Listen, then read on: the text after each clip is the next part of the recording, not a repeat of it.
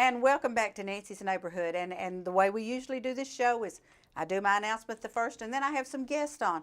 And I told you at the last show that I was going to try to have someone from CASA come on and talk to us about CASA and about the Red Shoe Gala that's coming up. And so I have Josiah, and I'm not even going to try it. Tell him your last name, Josiah. Vacherus. Vacherus. See, I can say it right after he says it, but if you just leave it out in the open for me to do it. You just go back to your phonics thing. I know, Vacherus. I've got it written down, and phonetically I can do it, but yeah. We chit-chatted before we came on here for this. So I asked Josiah to come on, and first of all, I want him to tell you what CASA is, and then why the Red Shoe Gala, and what you can do to help with it. So start out by telling them what CASA is, because we got a lot of people out there that probably don't even know. Sure, I think that one of the things that we've heard a lot is that it's one of the best kept secrets in Cleveland, so we're trying to change that. That's right, definitely needs to be changed. CASA stands for Court Appointed Special Advocates, and we work with kids who are in abuse and neglect situations in our local court systems. We're actually CASA of Bradley and Polk counties. Okay. So we serve kids in Bradley County, and we serve kids out in Polk County as well. We're one of 1,000 nationwide organizations, and actually a lot of people really don't know that. See, I hadn't even mentioned that yet. Absolutely. But we're one of 1,000 CASAs in the United States. And of course, we're an independently governed 501c3 nonprofit organization. And we serve the children of our communities through volunteer advocacy. So what the agency does is the agency goes to court, receives the assignments for the cases, interacts with judges in the legal community, puts all these resources together, trains the advocates, recruits them, supervises them, makes sure that everything is being done properly.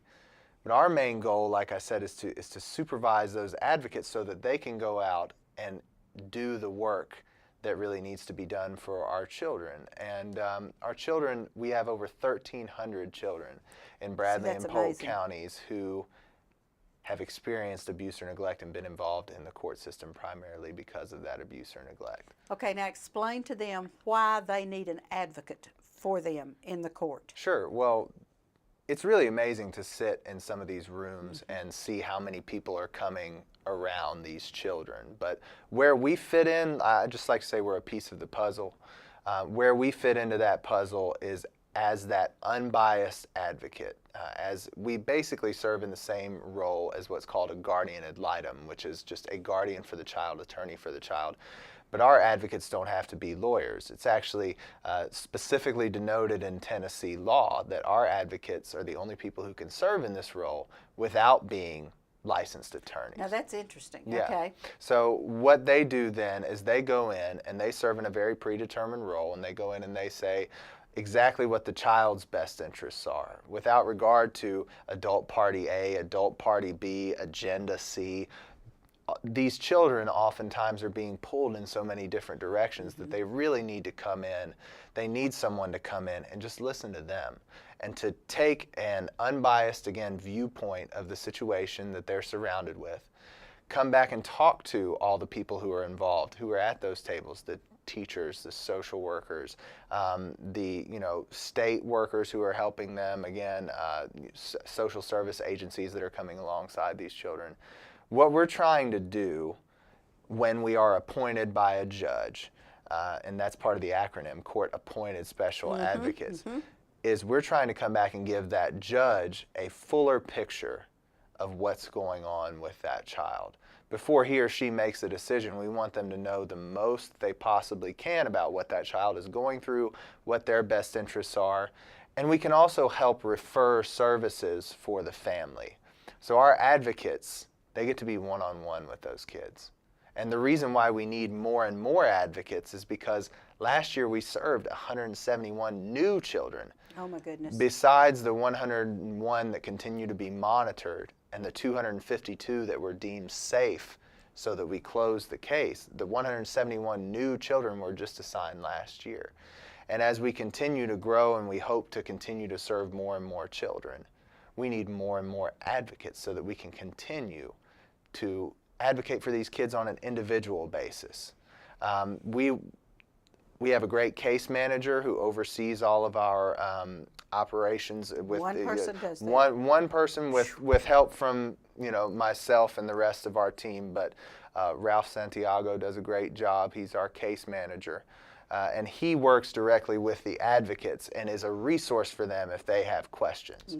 Okay. He also helps train the advocates, and we as a staff, as a team, really try to prepare them as adequately as possible for everything that they're going to experience. But a lot of people will ask me, well, what's a typical case look like? And there's really no answer to that. So everybody's going to be different. Everything's going to be different. And I think, if I can simplify this, I think if people are saying, why does the child need an advocate? Oftentimes the child is in court against a parent or a family member or something, and so the child needs a support group. I think the best way of saying it is that sometimes, and I think it's worded similarly in the document that we're allowed to be appointed under. If the parent's interests conflict with the child, so it's not necessarily me against you, okay, but it's if the parent's interests conflict with the child. So you have a situation of potential abuse or neglect, or confirmed abuse or neglect. At that point, the parent's interests could conflict with the child. Absolutely. So we want to make sure that our advocates and someone is in there speaking on behalf of these children. Right, and which is great. Now, do I just raise my hand and say I want to be an advocate? What do I do? Well, it does get a little more complicated Does once it you now? do that. You can raise your hand and say that, and I will follow up with you as quickly as I possibly can. Okay. But then what we'll do is we'll sit down and we'll have a very detailed interview that advocates go through before we even begin the training.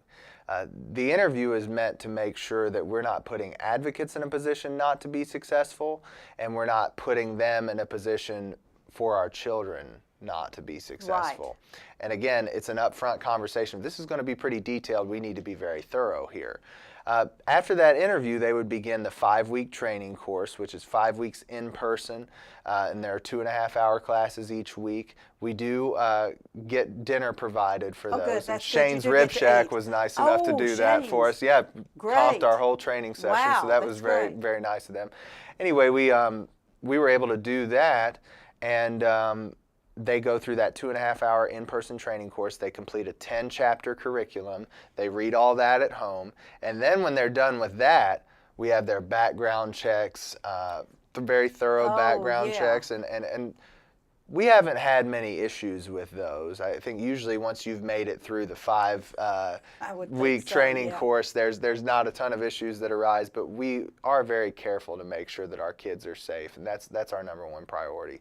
Once they do that, they have some court observation that they do, and then they finally are available to take on this immense responsibility of being an advocate after 30 hours of training. And so it's not a role that we take lightly or that our volunteers take lightly. And you couldn't. No. Because what's at jeopardy there it's too important. that's exactly right. Mm-hmm. So now we're going to have the Red Shoe Gala. Sure.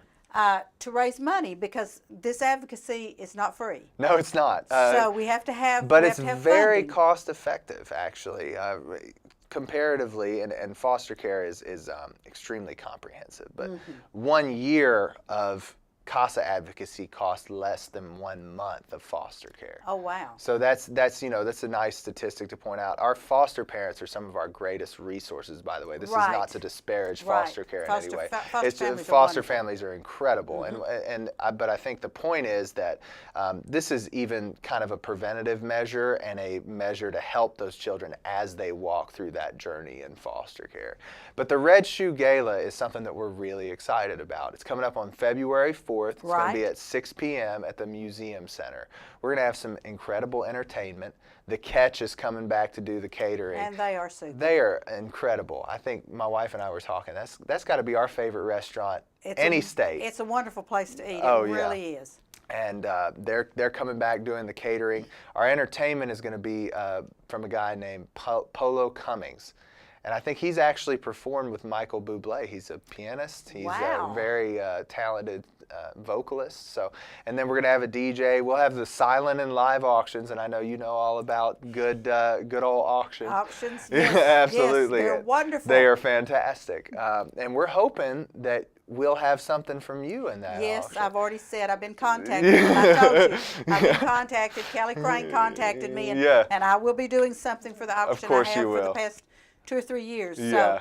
But it's really wonderful. So tickets for this event are available. They are available, and they're $50 a piece. Okay. But again, that includes a full dinner, complimentary beverages, the entertainment for the evening. It's really a blast. I think, and I've been to a few of these events in Cleveland, and I think it's one of the most fun that we have here. And the cause, I know I'm a little biased. Well, of course you are. But I because don't you think should be. I don't think the cause could be any better. It is a wonderful cause. And the thing I love about these events like this, because, I'm really big at Cherries Jubilee, but the CASA event it's a great social time, too. Sure.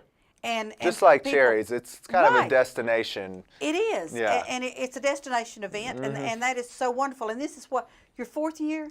I think it's our 5th year, Okay, actually. okay. Yeah. I couldn't remember I exactly. think last year was the 4th. Don't Okay, quote me all on right. that. So it's going to be at the museum. It's going to be at the museum, and the setup there is great. Oh, I it's think fantastic, and those yeah. people are great to work with. They really are. Yeah, we've really enjoyed it. We've been there the past couple of years. We had a great time at the old woolen mill as well before that. So this has just been, we've been looking forward to it really for a long time, and I think we're going to have a blast. We've got some great items up for auction. Good, okay. Every year the Catch does a 12-person big like wine and cheese and dinner party and that is that's a huge hit. We've got some hotel and travel packages up for auction this year. So we've Fantastic. We've Vision Hospitality Group helped us out with those. So we Vision's were really great. and, they are great to do that. Yes. and of course, we'll have a bunch of different items from OmniSource, who's always a big partner with us.